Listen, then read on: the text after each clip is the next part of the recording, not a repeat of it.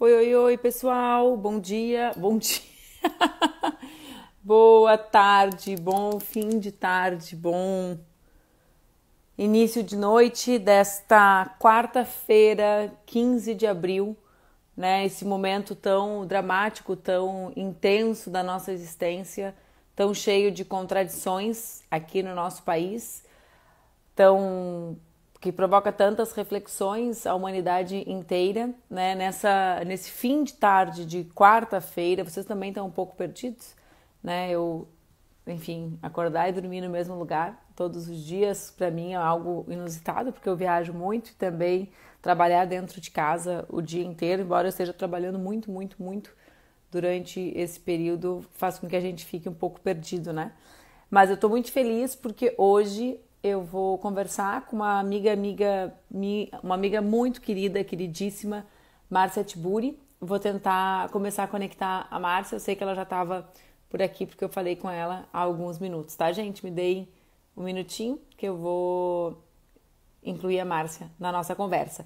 Como você sabe, quando eu incluo o nosso convidado, a nossa convidada, eu fecho os comentários para que não fique na cara, no rosto da convidada, mas o espaço de perguntas está aberto ali na interrogaçãozinha. Então, quem tiver perguntas, envie para a interrogação. Eu leio as perguntas, eu seleciono elas, passo para a Márcia com tranquilidade. Eu só não quero que a Márcia fique com aquele monte de coisa escrita no rosto dela, tá bom? Então, vamos lá, vou tentar incluir a Márcia para a gente começar a nossa conversa. Aqui tá ela, já vai.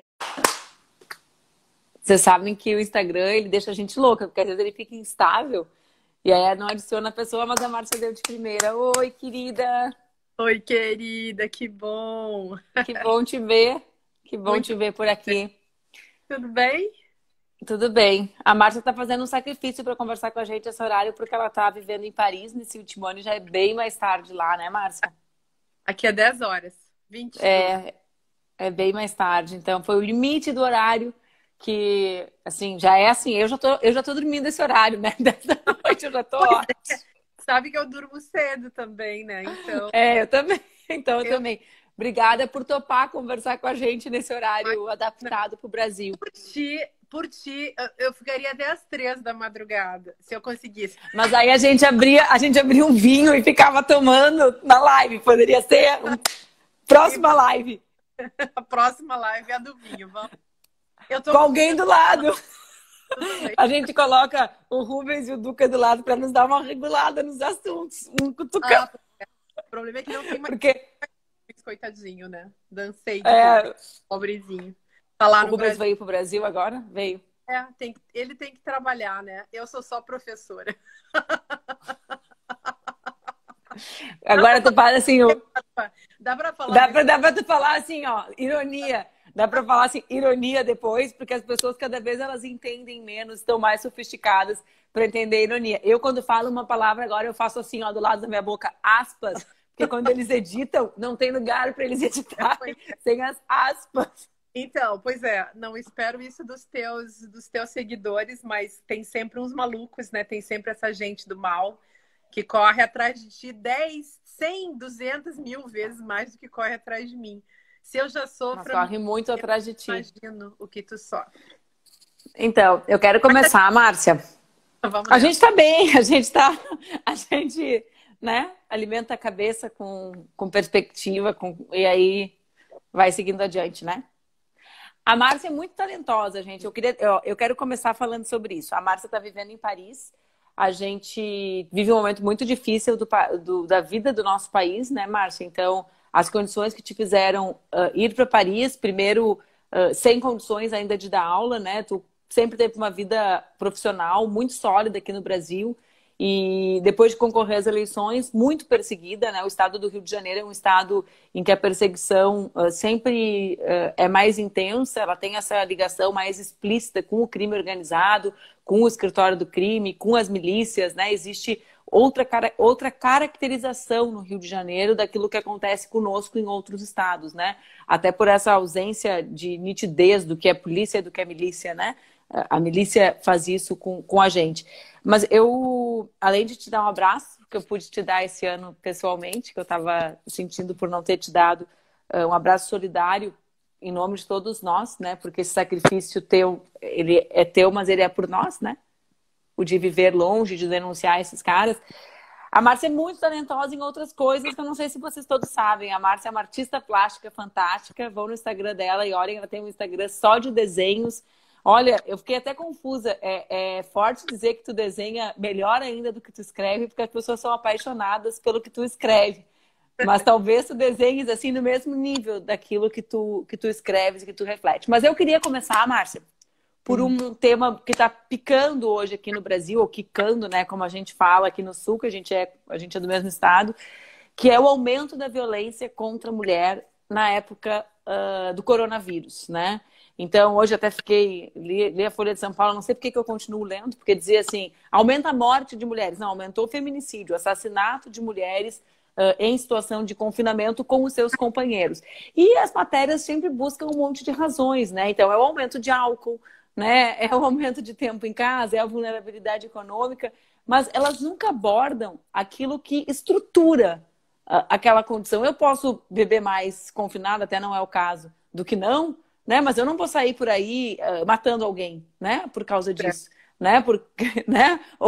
Então, eu queria que a gente falasse um pouco sobre isso, né? Sobre as razões mais profundas que fazem, nem são tão profundas assim, né? Mas as razões que fazem, as razões reais que fazem com que as mulheres não é igual ser mulher e ser homem em isolamento, como não é em nada, né? E esse aumento que aconteceu na Espanha, aconteceu na Argentina e também tem acontecido aqui no Brasil, de mulheres executadas pelos Assustador. seus amores, né? Isso é que eu sempre me dói pensar, sabe? Aquela ideia de Então, que a mulher deposita o seu amor naquela pessoa em algum momento, né? E aquela pessoa se sente tão dona do seu corpo, do seu destino, que a mata.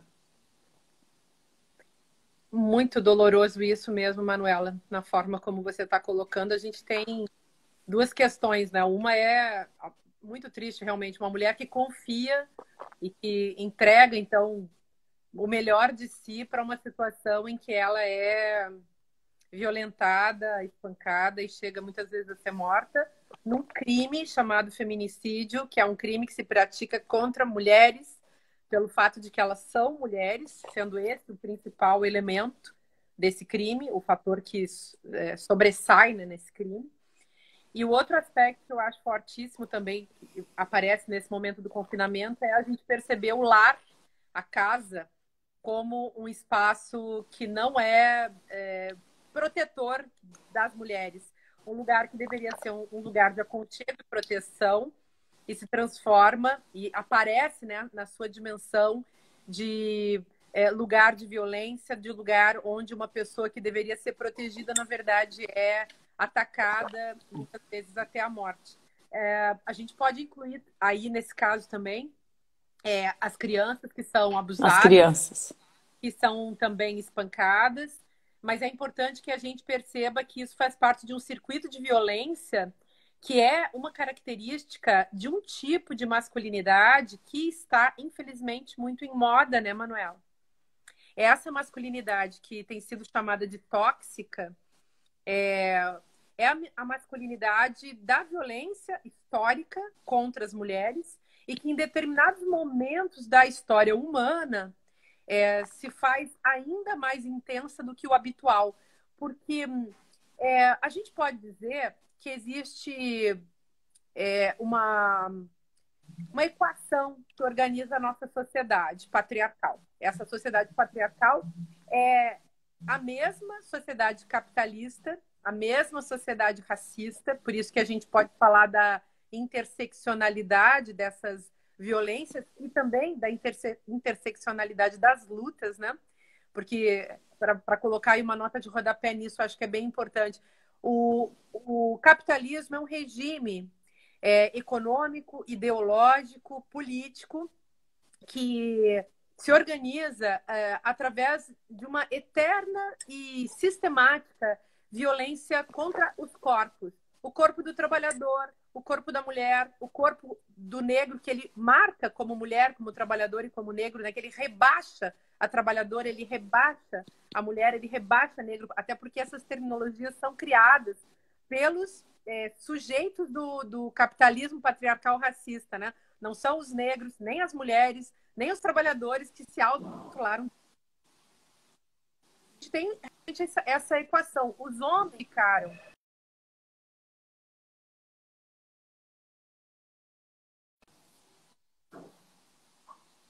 Tu, que és uma mulher política, tu que és uma mulher política, tu sabes o que é isso. Tu sabes o que é isso na tua pele. Então, os homens ficaram com o poder e para as mulheres restou a violência. Só que a violência é uma coisa que é perpetrada pelos homens. Claro que existe violência dos homens para com os homens. Muita, não é pouca. Mas que também faz parte desse padrão, né? Faz parte desse padrão. E as mulheres têm uma violência que é principalmente a grande maioria grande parte da violência que é praticada contra as mulheres é praticada pelos homens. E o homem aí, os homens, o indivíduo homem, ele é um agente, vamos chamar assim, anátomo político, quer dizer, o indivíduo no seu corpo, na sua condição, enfim, física e concreta, historicamente, psicologicamente falando, e como gênero também atuando nas relações de poder, esse sujeito é o sacerdote desse sistema. E as mulheres não têm como escapar disso. Eu acredito que só vamos mudar isso numa escala social quando as mulheres inverterem essa equação ou alterarem essa equação indo para o poder. Por isso é tão importante que haja mulheres no poder. É tão importante que as mulheres sejam figuras que ocupam posições de poder. Claro, mulheres feministas, porque não basta ser mulher. É preciso defender as causas da dignidade, da justiça, de uma vida não violenta, que são as causas das feministas. Da maior parte das mulheres, né? Da maior parte das mulheres, porque também hoje, Márcia, até eu não assisto Big Brother, né? Pela única razão porque eu tô dormindo, por essa razão, não tem nenhum julgamento, até talvez devesse me esforçar para assistir, porque pauta muito o comportamento e os debates de uma parte expressiva da população brasileira, então, por esse sentido também, tem uma relevância social, mas recentemente no Brasil, e tu não vives no Brasil, né? Talvez o principal debate seja justamente entre o feminismo liberal, ou seja, a ideia de que existe uma sororidade universal entre mulheres, de que nos basta a condição do nascimento biológico como mulheres para isso nos tornar irmãs, né? Numa espécie de grande irmandade das mulheres que ignora que nós temos diferenças entre nós. Tu sempre reafirmas na tua escrita, né, os feminismos, a ideia de que são vários feminismos, nós não somos chapadas, né, numa única forma de pensar. E a luta antirracista, né? Então, no Big Brother, num determinado momento, o dilema foi o feminismo liberal, né, versus, se fosse montar uma equação de quem acompanha, nem interessa o que aconteceu lá, isso é o que aconteceu na sociedade. Né, a leitura que eu fiz pela reação da sociedade contra a luta antirracista. Então, quando tu falas, né, não basta ser mulher, também por essa percepção de que é possível que uma mulher, mesmo uma mulher que faz um discurso em algumas causas identificada com o feminismo, identificada conosco, por exemplo, é importante mais mulheres na política tem relação com a qualidade da democracia, para usar um termo liberal, mas isso nos une a essas feministas, mas não faz com que nós partilhemos uma visão de mundo similar com outras coisas. Quer dizer, uma feminista que não reconhece o impacto da exploração do trabalho de outras mulheres, como as mulheres negras, né? Que não consegue perceber o peso da desigualdade econômica na construção do papel das mulheres, do espaço das mulheres na sociedade, também é diferente, digamos assim, da gente, né? Então, e até é bem grave isso, Manu, porque, na verdade, a ideia de um feminismo liberal é uma ideia, digamos assim, autocontraditória. O feminismo consequente, concreto, vivo, ele acaba sendo uma luta anticapitalista. Então, isso não quer dizer que as mulheres não possam. É o que todas nós fazemos. Nós sobrevivemos dentro do capitalismo e somos feministas apesar do capitalismo, mas somos também feministas contra o capitalismo. Não é possível ser feminista e ser a favor do capitalismo. Por quê? Porque o feminismo é uma luta pela libertação dos corpos, em nome de uma liberdade real do sujeito e pela construção, inclusive, de uma subjetividade autônoma. O capitalismo não permite isso. É impossível você ser livre no capitalismo. Então, na verdade, a ideia de liberdade do liberalismo, do neoliberalismo, e desse sentido abstrato do capitalismo, essa ideia de liberdade é uma ideia autocontraditória, uma ideia ruim, um mau uso, inclusive, eu acho, da ideia de liberdade, que foi sequestrada pelo liberalismo e pelo neoliberalismo. A liberdade, segundo Marx e segundo pensadores dessa linha marxista, é uma liberdade de uma outra monta, que tem uma outra qualidade. E é uma liberdade pensada para todos os sujeitos livres, inclusive das seduções, das explorações, das maldades, das violências todas produzidas pelo capitalismo. O capitalismo é uma coisa infinitamente mais sórdida do que as pessoas imaginam, até porque é um tipo de regime econômico, psicológico, ideológico, epistemológico, que seduz pessoas e seduz, não apenas seduz, não, mas a sedução é um aspecto, convence as pessoas de que esse é o melhor dos mundos e de que não existe um outro mundo possível. Se a gente é feminista, a gente quer um outro mundo possível. Você não quer esse mundo do patriarcado, né? Você não quer esse mundo racista. Você não quer esse mundo da destruição da natureza. Necessariamente, se você é feminista, você se torna uma pessoa ecologista e responsável com a questão da natureza, e com a questão social, e com a questão econômica. Enfim, com todas as questões que implicam reconstruir uma ideia de sociedade sustentável, vamos dizer assim, uma sociedade que seja responsável pela sobrevivência de todos os indivíduos e, inclusive, do meio ambiente, que não é assim, posse e propriedade da espécie humana, né? A gente deveria também... Acho que sempre tem que levantar essas coisas, porque as pessoas ficam achando que feminismo... As pessoas, assim, digamos, que não estudaram, ou mais limitadas, ou inclusive aqueles que têm muito ódio no coração mesmo, né? Aquele machista alucinado. Tem muita gente que acredita que o feminismo é uma tentativa das mulheres de disputarem alguma coisa com os homens. Às vezes tem disputas, mas realmente não é só isso, né? Então, é muito complexo. Tem várias perguntas para ti que não são sobre o feminismo, porque tu é uma intelectual que debate muitos temas e também a questão de gênero, né? Mas eu queria falar sobre um outro aspecto, para mim, algo que é sempre engraçado quando alguém fala sobre o que a gente fez, né, Márcia? Porque pode ser uma irrelevância para quem fez, mas pode ter sido transformador para quem teve acesso. Muito bonito teu copo, viu? Teu copo tá lindo, por favor, levante o copo. Atice os haters, atice os haters. Mas eu queria falar sobre... Tu tem um livro, Márcia, tem vários livros importantes, tem várias perguntas sobre os outros e eu vou fazer na sequência. Mas, porque pelo menos uma hora tu vai ficar comigo. O Instagram vai desligar, mas essa uma hora eu vou te roubar inteira. Que é o teu livro Feminismo para Todas, para Todos e para Todes, né? Ele tem para mim... Primeiro tem algo que foste a primeira feminista que levantou, que não é o mais... É muito relevante, mas não é sobre o que eu quero falar, que é o tema de ser escrito com E não com X, né? Que para mim foi a primeira e única. Eu sigo vendo, sigo tentando educar as pessoas a partir da educação que tu me deste, né? De por que não usar o X, de como isso exclui pessoas que se comunicam por linguagem de sinais e que, enfim, tem outras que não conseguem incluir aquela palavra que não é dizível, né? Com aquele X escrito na grafia. Mas não era sobre isso que eu queria falar. Esse teu livro, que para mim é uma obra muito importante, né? Tu sempre tem essa característica. Tu escreves antes das coisas... antes da gente assimilar como as coisas são importantes. Então, tu escreveu Como Conversar com um Fascista em 2015, poucas pessoas usavam esse termo, né, e percebiam essa mudança estrutural da sociedade brasileira. Esse teu livro, muito simples e didático, né, muito profundo, mas muito simples e didático sobre o feminismo, também foi escrito antes dessa verdadeira campanha difamatória com relação ao que são as mulheres feministas. Mas esse livro, para mim, ele teve um poder transformador muito grande. Olha, eu li ele depois de ontem, digamos assim, na minha vida, né? Que eu já sou uma senhora, eu li, acho que é 1 ano, 2 anos atrás, 2 anos talvez. E eu lembro, né, ontem, né? Não é assim, não é.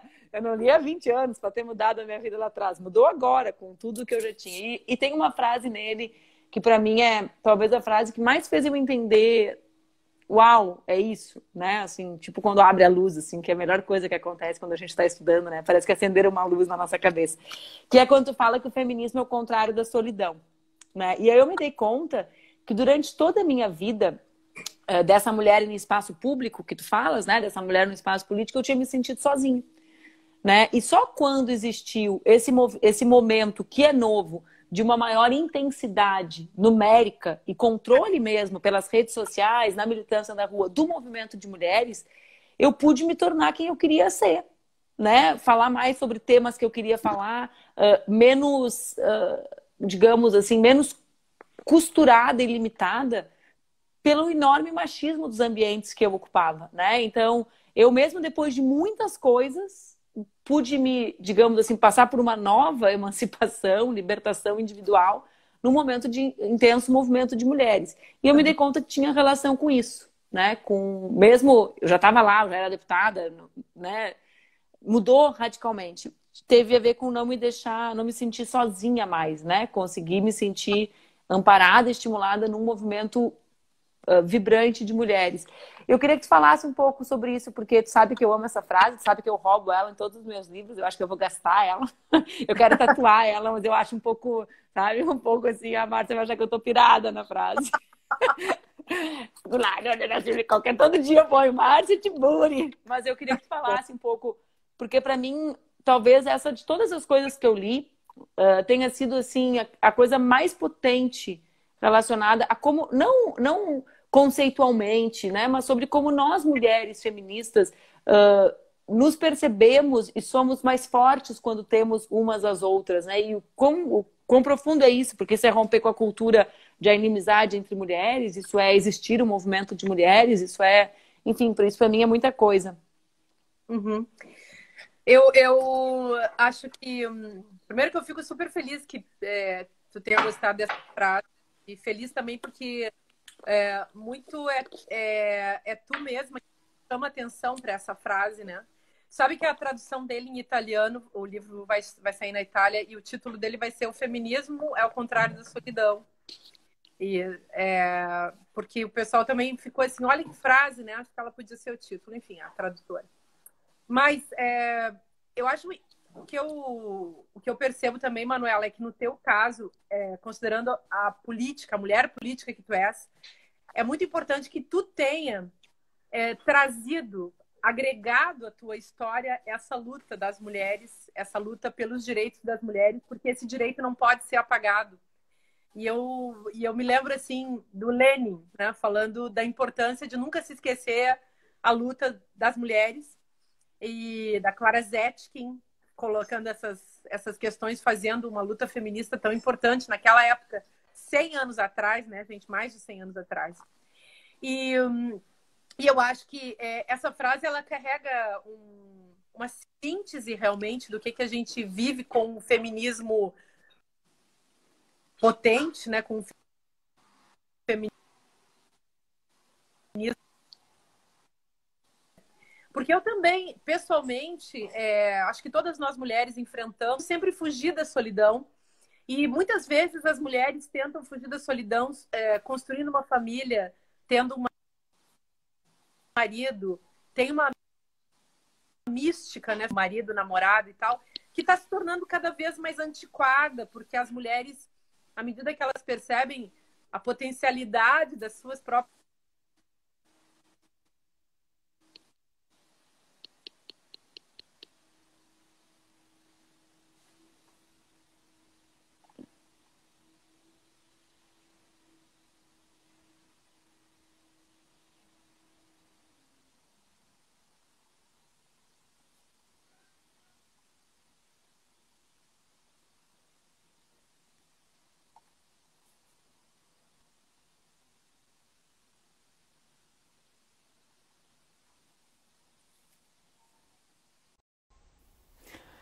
Oi, oi, oi, pessoal. A Márcia ficou sem som para mim e para vários de vocês. Vou fazer então a segunda metade da nossa conversa com a Márcia Tiburi, né? Tá num momento bem interessante. Nós vamos ter então mais meia hora de conversa com a Márcia, tá? Me desculpem, mas vocês sabem que o Insta tá cheio dessa instabilidade, né? Para aí, vamos localizar, lá, vai dar certo. Não, quase adicionei a pessoa errada, pelo amor de Deus. Você coloca falar com vocês e vem um desses bonitão que só sabe falar coisas horrorosas, não? Não. E voltou, ficou sem som, Márcia, é uma parte do final. Ah, mas eu posso continuar falando ou... Claro, claro, claro, claro. Eu te prometo que vai ser só os outros 33 minutos, eu não vou te botar mais uma hora. Não voltamos pro zero, tá? Não, tá tranquilo. Não, tá uma delícia estar aqui com você. Olha só, eu acho também que esse feminismo, ao contrário da solidão, as mulheres deveriam interpretar como menos solidão nas suas vidas também em relação às outras mulheres.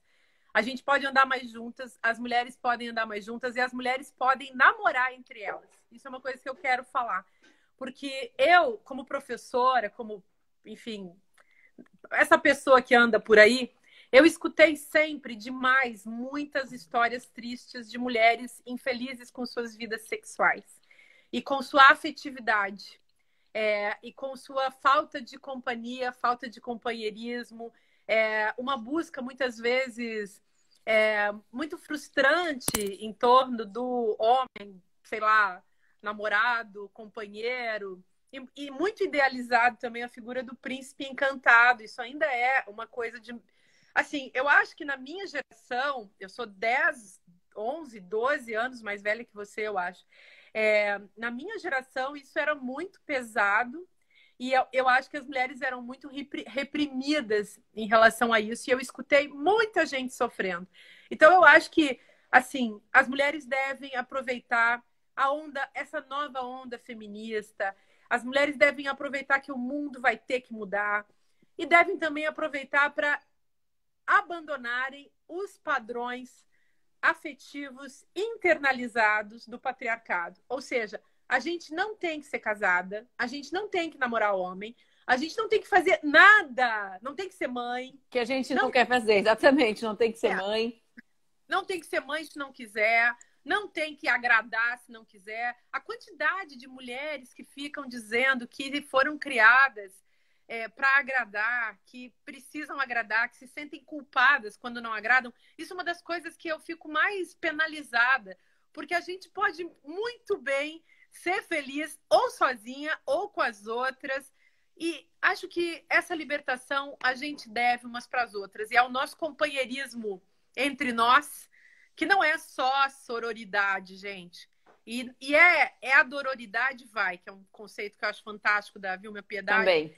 Mas é outra coisa. É algo assim de que, por exemplo, a Audre Lorde falava isso, e a Bell Hooks também falam, do erotismo de si, do poder viver consigo mesma.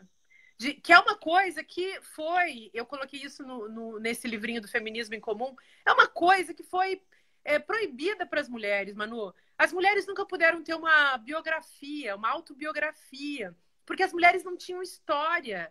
E quando elas destruíam a história delas, né? Isso, é isso que eu ia dizer. Eu sou muito assim, uma das coisas que eu mais gosto de ler, de estudar no meu tempo livre, é a história de vida das mulheres poderosas, né? Porque a história de vida das mulheres poderosas, inevitavelmente, Márcia, é uma história de vida de solidão. Porque os homens não foram educados para não serem os que ficam brilhando por aí, né? Para ter. Então, assim, é uma coisa impressionante. Tu pega em qualquer poder, eu digo em qualquer aspecto. Então, tu pega a história da Chanel, é uma história de uma vida pessoal, né? Destruída. A história da Carmen Miranda é uma história trágica de um homem que basicamente a matou, né? O marido dela basicamente a fez morrer, né? Porque não a matou de fato, mas pega a história das rainhas, das mulheres que ocuparam espaços de poder relevantes. É uma história de muita solidão, né? Porque nunca, porque dentro dos papéis destinados, né? Na divisão, digamos assim, na divisão social do ideal de gênero, né? Dos papéis de gênero, né? Não existia espaço para homens não serem cuidados. E mulheres que estavam cuidando das suas vidas não podiam cuidar de homens, né? Maiores de idade, que não precisam de cuidados de primeira infância, tipo amamentação e cuidados para trocar fraldas. Então, você imagina o tanto de violência que essa sociedade bipartida precisou produzir, essa sociedade patriarcal precisou produzir contra esses corpos heterodenominados mulheres, para que elas obedecessem a esses parâmetros e se contentassem e ficassem numa boa. Você sabe que dando um outro exemplo aqui, esses dias, por acaso, eu caí assistindo um documentário sobre o marido da rainha da Inglaterra. Porque o documentário chamava Quem é o marido da rainha da Inglaterra, né? Que faz esse homem, gente? Ele existe? Que figura que faz um papel feminino clássico, o papel do anulado, o papel do cara que não existe, que não tem nenhuma relevância, nenhuma importância. E ele tem uma história super bonita e, além de tudo, ele tem uma história com o socialismo muito legal. E aí eu fiquei achando o cara realmente... E, aliás, ele é um príncipe, né? Porque ele era filho de uma rainha grega que enlouqueceu. E um cara, assim, muito interessante. Aí eu achei, tá vendo? Um príncipe de verdade é um cara que sabe ficar no seu lugar. É o cara que sabe ficar no lugar dele. Um sujeito que sabe ficar quietinho no seu canto e dando suporte doméstico para super mulher que ele tem. Imagina, tô brincando um pouco assim, porque é óbvio que as pessoas estão pensando, né? Um príncipe não é isso. Claro que um príncipe pode ser isso, a gente tem que ressignificar. Mas pode isso. ser, né? Mas tu vê, né? E popularmente, ele é alguém com baixíssima popularidade, né? O pessoal que trabalha comigo, Rick, eu acompanho Família Real. Eu fiquei um período no Reino Unido ano passado e o meu celular conectou com o algoritmo de lá. Então, no Reino Unido, 90% do conteúdo que a imprensa produz é sobre a família real. Então, às vezes, eu estou no meio de um lugar assim, super sério e falo: vocês sabiam que tal coisa aconteceu com a família real? Porque o meu algoritmo conectou com aquele universo de lá. Mas horrível, mas é horrível. Mas o que eu ia comentar é que ele é alguém visto como ele é alguém de baixíssima popularidade no Reino Unido, né? E ele cumpre o papel que se espera que todas as mulheres cumpram em países não monárquicos, republicanos, né?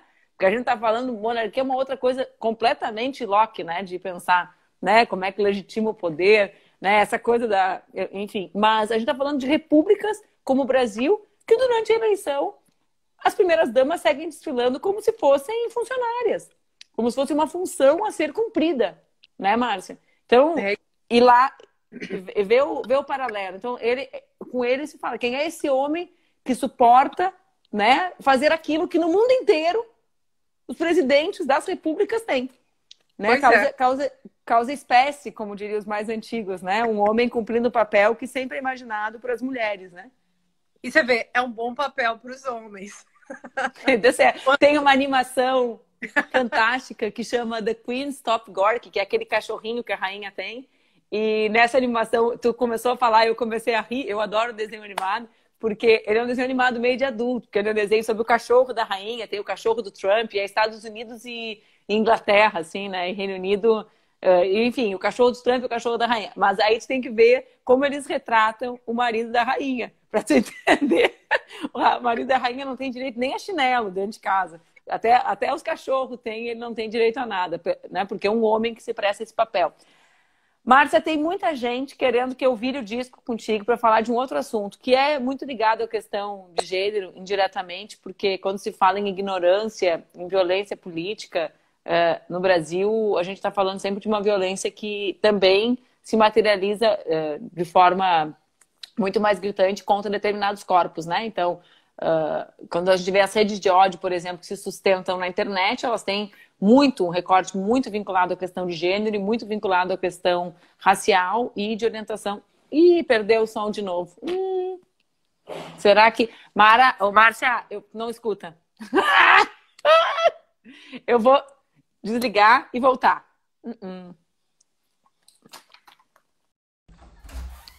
Live com a Márcia Tiburi, parte 3. Vamos ver se agora... Será que agora o som vai ficar estável, gente? Nossa, só o que falta o Instagram começar a dar problema no som no meio da conversa com a Márcia. Vamos lá, vou tentar de novo. Que saco, né, gente? Ai, que chata. Oi, oi, oi. Deu? Tu me escuta? Eu te escuto agora. A gente vai combinar uma coisa, tá? Se cair a quarta vez, a gente vai desligar os nossos telefones e ligar de novo, porque tem algum código do Instagram que às vezes ele precisa de um celular novo, começando no zero.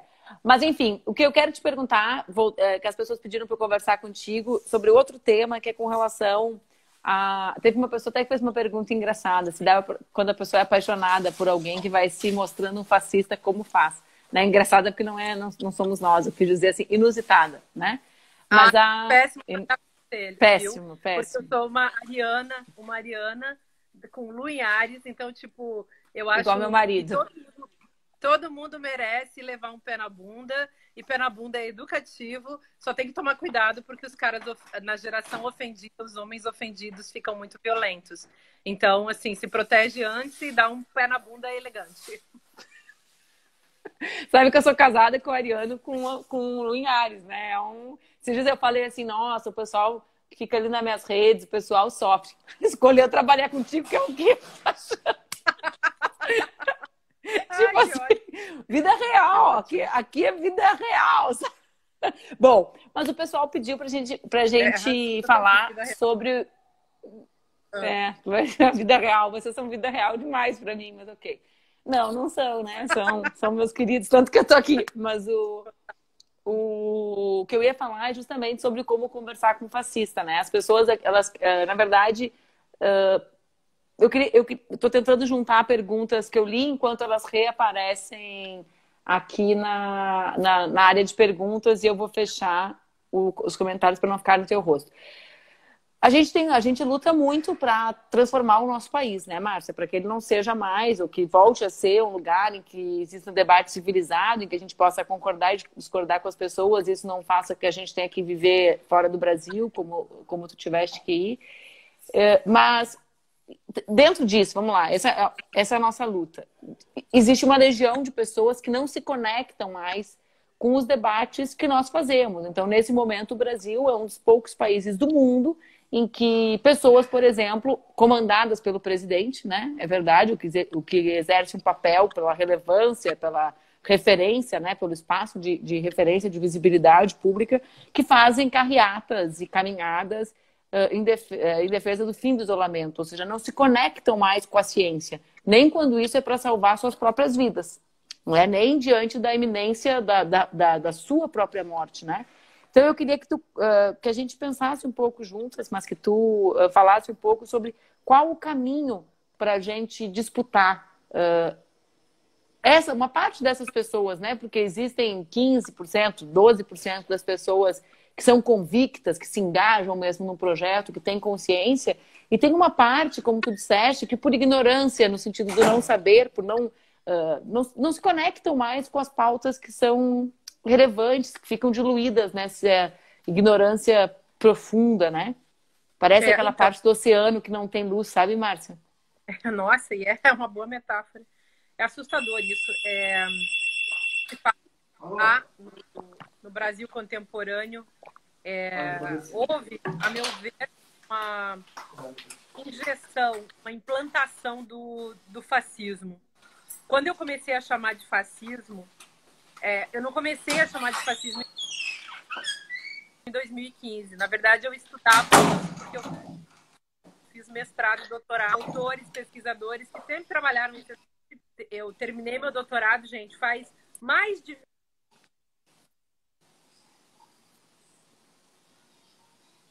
Ai, não, corta, não.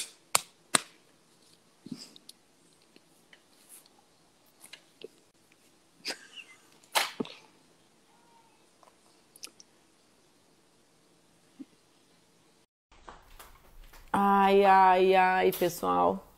Essa é a quinta parte da live com a Márcia Tiburi. Cada vez que fica maravilhosa, a Márcia começa a falar, cai o som da Márcia. Eu vou tentar mais uma vez, a Márcia já tá aqui, vamos lá. Bela e Roberta, eu vou incluir vocês na live, se você vai fazer uma festa da família. Calma, vai dar certo. Eu tô super calma, eu tô irritada mesmo, Daisy. Que não tá dando certo. Tu fez o teu doutorado. Eu tava Escuta, contando. Márcia. Tu estava falando que a gente começou a falar sobre o tema do fascismo, sobre como enfrentar as pessoas, e tu disseste que, enfim, que desde o teu mestrado e doutorado tu trabalhava com isso. Há 400 anos. Então, quando escrevi sobre isso, eu queria fazer um livro que discutisse com as pessoas a vida de todos, que é o fato de que os fascistas chegaram em nós, que o fascismo chegou até nós, porque nós brasileiros não estávamos com essa categoria de análise nem de experiência. Tanto que para muitos intelectuais foi chocante.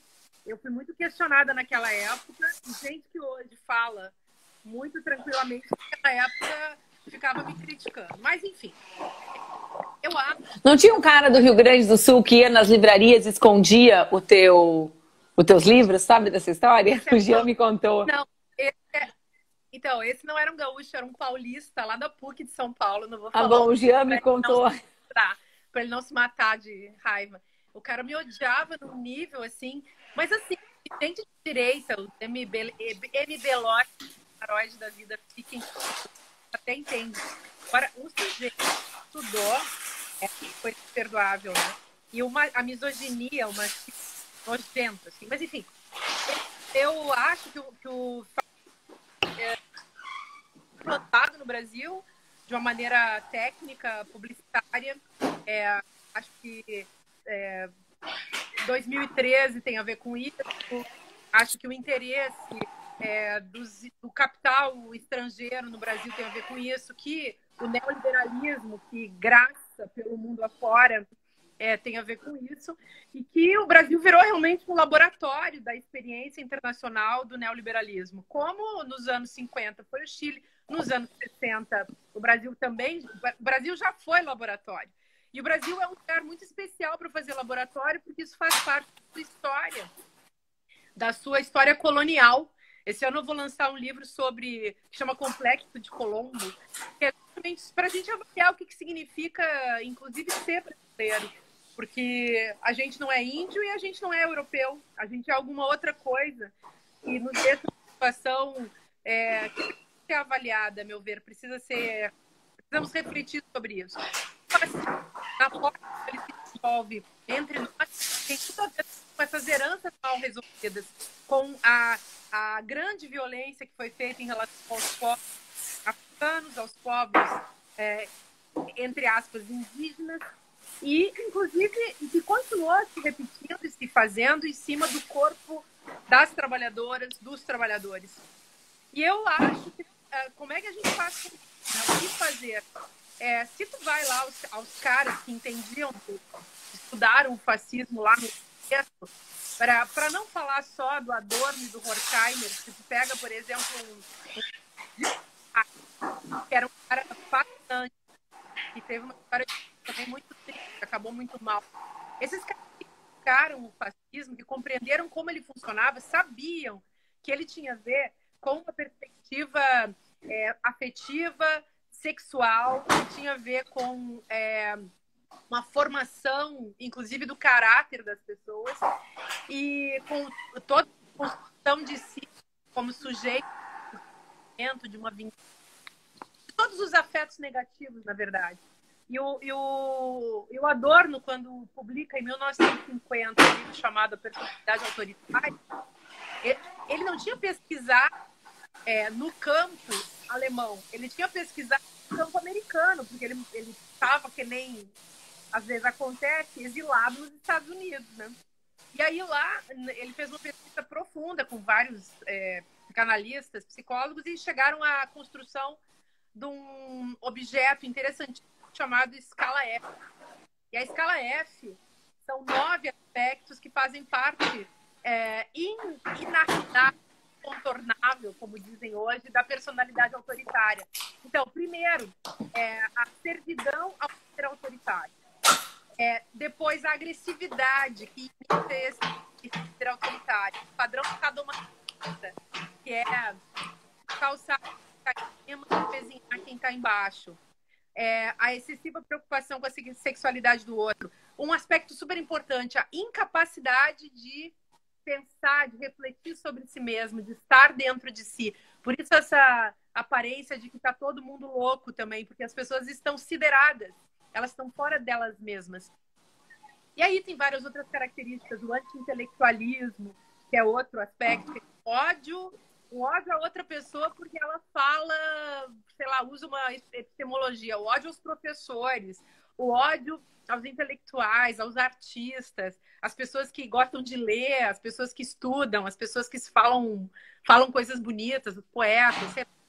Então, todos esses... sempre há uma construção em cima do ódio e um processo de projeção total construindo os inimigos, né? Você odeia alguém que é seu inimigo. Só que a pessoa não é sua inimiga, você projetou em cima dela essa inimizade. E o nosso sistema trata trabalhadores como inimigos, mulheres como inimigos, gente pobre como inimiga, trata pessoas negras como inimigas, trata intelectuais como inimigos, pessoas que estudam como inimigas. Se você pensar, tratam esquerda como inimigo, quando a perspectiva da esquerda, também entre aspas, é a perspectiva simplesmente democrática. Então, o que fazer?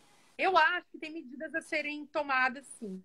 Uma delas a gente precisa resistir pessoalmente, ou seja, cada um de nós não pode nem virar fascista, nem sofrer pelo fascismo. Então, você tem que não sucumbir ao fascismo afetivamente. Por quê? Porque uma das táticas da fascistização, para ela poder evoluir, é justamente plantar ódio, tristeza e raiva no seu coração. Faz parte do processo.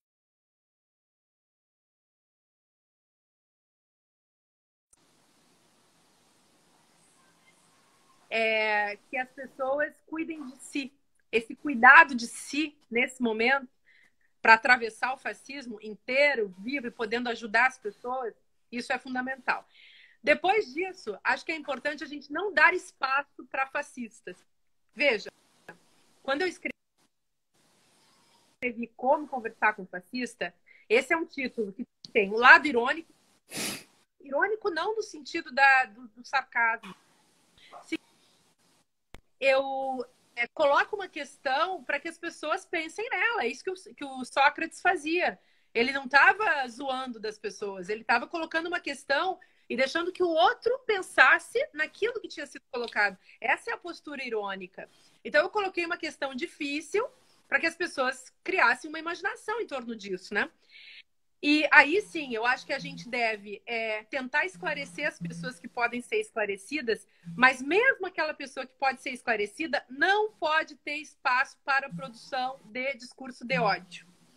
E aí eu não posso deixar o outro produzir discurso de ódio. Como é que eu faço para isso não acontecer?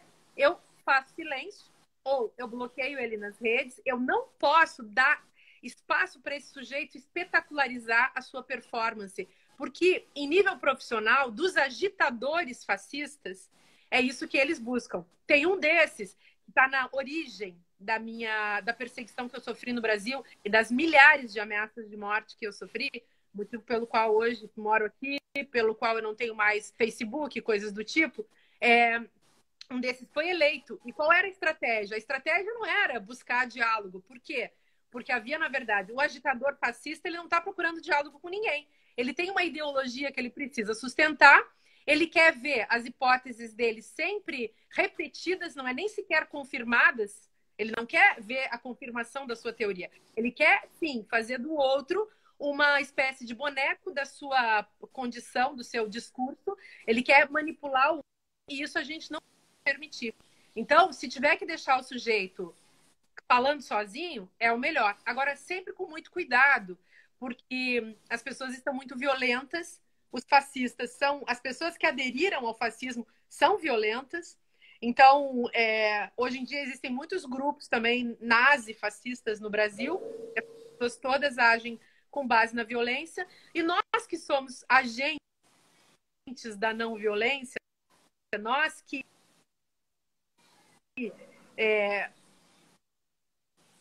sustentamos a comunicação não violenta, a política não violenta, baseada na não violência, nós todos acabamos sendo, de alguma maneira, caçados, né, por essa gente. Tem que tomar muito cuidado, ir devagar, ir com cuidado. O meu livrinho do Como Conversar com o Fascista, Eu tô ouvindo, tô prestando atenção. Com o fascista, eu reescrevi ele todo. Porque de 2015 para 2020 aconteceu muita coisa. E eu precisava também contar um pouco do que tinha acontecido com o livro. Porque o livro fez parte também de toda uma perseguição que começou lá atrás e que foi crescendo como uma bola de neve. E eu, inclusive, percebi quais foram os meus erros nisso. Um dos meus erros é nunca ter denunciado, porque eu sempre tinha esperança de que não fosse tão sério, de que não fosse tão grave, de que a esquerda no Brasil ia vencer e que a gente poderia criar, enfim, outras condições para a educação, para os meios de comunicação de massa. Eu tive essa esperança. E eu também, sendo mulher como tu, a gente se acostumou a ser caçada. A gente se acostumou pela misoginia histórica. A gente tem nas nossas costas, a gente tem as bruxas que foram queimadas, que é um capítulo mal resolvido da nossa história. Então a gente meio que se acostuma com isso. E eu acho que isso é um erro nosso. Nós não deveríamos nos acostumar. A gente precisa fazer a denúncia, só que a denúncia tem que ser bem feita. Tem que ser uma denúncia que não seja na polícia, entendeu? Só. Às vezes tem que ser. Mas tem que ser uma denúncia também articulada nos movimentos, nos partidos. A gente se vê muito sozinha também, porque mesmo os partidos, mesmo, enfim, os coletivos, não nos defendem na hora em que a gente é perseguido. Eu comentava isso com o Giana, nós conversamos na sexta, talvez no sábado, na sexta-feira, agora passada, Márcia, sobre como existia. Agora todo mundo fala o termo fake news, redes de ódio, ok. Mas até ontem, né, digamos, até o resultado da eleição de 2018, nós éramos vistos como responsáveis pela violência que sofremos. Então, pelo nosso campo, eu me refiro agora. Então, é como se dissesse assim, se a Márcia parar de ser a chata que fala de sexualidade ou que fala como... Eu sempre me lembro do presidente Lula conversando contigo, tentando entender toda a questão. Lembra ele falando? Que até o MBL fica mandando pergunta, que ele fala sobre o cu, né? Então, se a Márcia não falasse sobre isso, isso não ia ter acontecido com ela, né? Como uma ideia de que tu era responsável pela violência que tu estava sofrendo. Quer dizer, muda de assunto, eles mudarão. Sem perceber que eles, inclusive, nunca nem sequer trataram dos temas que nós tratamos de verdade, porque nós não estamos falando sobre verdade, nós estamos falando sobre pós-verdade, sobre o que eles dizem que nós dizemos, né? Sobre o que eles dizem que nós defendemos, né? Então, esse abandono é algo muito nítido, né? Agora, bom, todo mundo está tentando correr, se agarrar, mas é isso, tu já estás fora, a Débora já está fora, o Jean já está fora, a Marielle já está morta, né? Então, nós já perdemos a eleição, eles já acreditaram na mamadeira, no kit, nas tatuagens, enfim. Né? Então, eu acho que existia mesmo esse abandono muito severo do não acolhimento da nossa denúncia, mesmo quando feita. E o mais triste é que, na verdade, assim, na verdade é um exagero, mas eu acho que a própria esquerda, que é muito culta, precisa aprofundar os seus estudos, sabe? E a nossa esquerda ainda é muito dominada por vamos chamar com aquele termo, por um esquerdo do machismo, que é todo cheio de travas, mesmo legais, são muito travados para certas discussões, porque no fundo tem tabus que eles também não querem enfrentar de um cidadão qualquer que fica lá para ganhar um dinheiro, vira um grosso que administra, sei lá, quando iria no Twitter, nas redes, perseguindo a mim, ao Jean, perseguindo quem pode, perseguindo quem está fazendo, enfim, esclarecimento, discutindo, propondo um outro mundo possível. Mas, assim, os nossos homens mais cultos e mais preparados também são pessoas que precisam evoluir nas suas perspectivas. E aí, eu não vou dizer nomes, outros desses caras passaram. O Lula é uma inteligência acima do comum, acima do suportável, inclusive para esses caras. E aqui eu estou lembrando, não é nem dos de esquerda, estou lembrando do Fernando Henrique Cardoso sentindo inveja. Com todo o ressentimento. Enfim, da inveja, assim, porque... E aí vem uma coisa, né, mano, que é, assim, sensibilidade, uma coisa que falta, né? Sensibilidade é fundamental. E sensibilidade você não encontra.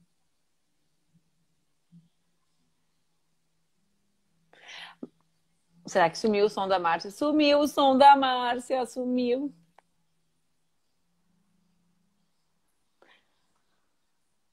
Tu me escuta? Tu me escuta? Tu me escuta? Não? Não? Gente, olha, tem gente até sugerindo que é uma perseguição do Instagram comigo e com a Márcia. Eu vou chamar a Márcia. A gente fechou 1 hora de conversa muito interrompida. Ela vai ser constrangida por mim com mensagens afetivas, pedindo para ela marcar outra conversa com a gente na semana que vem, se ela tiver tempo, pra gente poder, vocês ouvirem com calma foi muito prejudicado pelo tema do Instagram, mas eu vou chamar ela mais uma vez aqui, abusada, paciência. Ixi, Maria, acho que agora ela tá com o telefone desligado, será? Vamos ver, ela aqui, ela não tá ainda. Porque vão ter que fazer outra vez, vocês falaram e é verdade, muita interrupção, muita chatice, isso tá aqui ela. Saco, ela gosta muito de mim. Eu que amo a Márcia, adoro ela. Fiquei tão feliz que eu pude encontrá-la esse ano. Foi muito especial pra mim. Márcia, tá ouvindo? Põe o óculos pra me ouvir direito. Pior é o pessoal que mandou assim pra mim. Eu sou míope, né? Então tiro o óculos pra enxergar de perto. Olha só. Vai ser a nossa despedida, a gente já fechou 1 hora. Tu ouviu o pessoal falando assim, ela vai aceitar falar de novo contigo? Tu vai aceitar? Vai conversar com a gente outra semana? A gente é amiguinha. Eu adoro falar contigo. Porque foi muito interrompido, é muito chato quando isso acontece. As pessoas querem muito te ouvir. Tem muitas mensagens de agradecimento, de afeto pra ti aqui no Reservado. Sempre tem os caras que... Enfim, então ficam mandando, várias pessoas mandando. Eu quero, Manda beijo para todo mundo. Super carinho para você e para esse povo que tá aí junto com a gente. Beijão. Muito obrigada. Eu sei que já é tarde pra caramba aí. A gente vai combinar a nossa live com vinho na próxima semana. Aceita? Um beijo.